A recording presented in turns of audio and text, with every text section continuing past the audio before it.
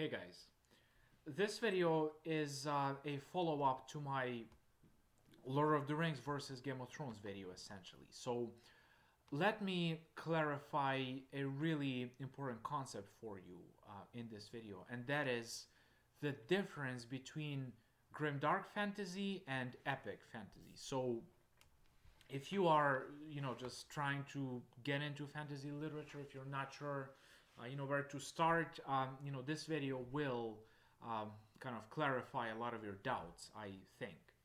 So, Lord of the Rings and Game of Thrones belong to different styles of fantasy literature.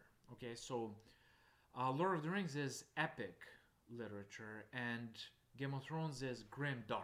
Okay, so what is the difference between epic and grim dark? Okay, so there are several um, differences between them. Okay, epic fantasy number one has a clear cut distinction between good and evil. Okay, um, there is no doubt that Sauron and Saruman are evil, okay, and there is no question that Bilbo is a good guy, all right. But in grimdark literature, this distinction stops being clear cut. Okay, I mean, can you say in Game of Thrones if Jaime Lannister is a bad guy? Well, yeah, he is he crippled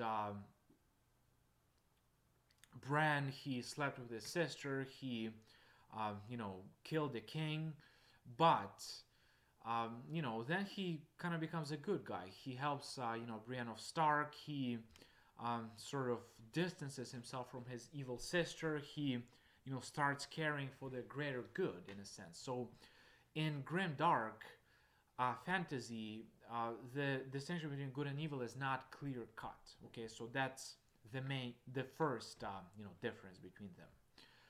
Um, Second difference is the landscape. Okay, in epic fantasy, there is kind of more, sunshine. There is more beautiful nature. There is more, kind of birds and elves and green grass. And in grim dark, it's kind of gloomier landscapes. Okay, so if you read Lord of the Rings, let's say Fellowship of the Ring, Volume 1, sort of when Frodo starts on his journey to destroy the ring, it's lovely English landscape essentially. And if you read Game of Thrones, uh, there is kind of harsher landscapes. There is more kind of wasteland, hot deserts. There is more rain, more snow, and the whole concept of winter is coming in Game of Thrones. That's uh, typical of grimdark literature, grimdark fantasy. By the way, if you consider grimdark fantasy, I highly recommend this guy, Joe Abercrombie. Um, he wrote a trilogy called First Law Trilogy, and it's just amazing.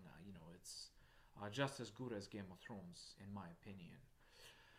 So that's the second point of difference. Kind of climate and landscape. It's there is more rain, more clouds, stuff like that in grimdark than there is in epic fantasy.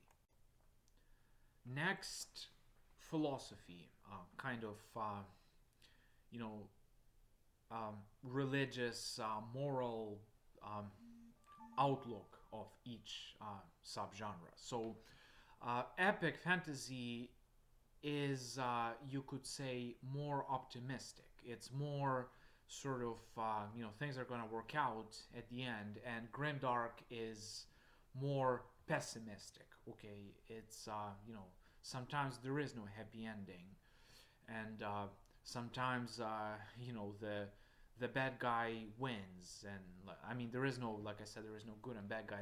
The worst guy wins sometimes, and there's just nothing you can do about it. So philosophically, it's more Grimdark is more pessimistic. You could perhaps say more depressing. Which one do I like myself personally? I prefer Grimdark. Okay, I don't know why. I just like Grimdark better than epic fantasy. So if you would like to check out some actual books by in each genre. As far as epic fantasy, of course, there is Lord of the Rings. There is Robert Jordan's Wheel of Time.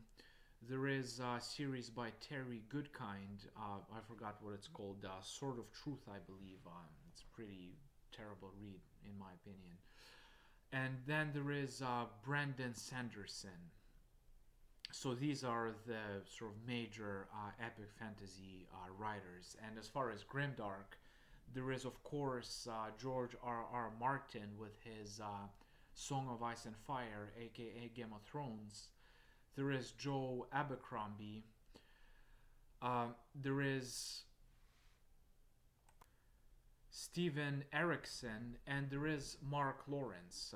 These are terrific Grimdark authors. So go and read some, all right?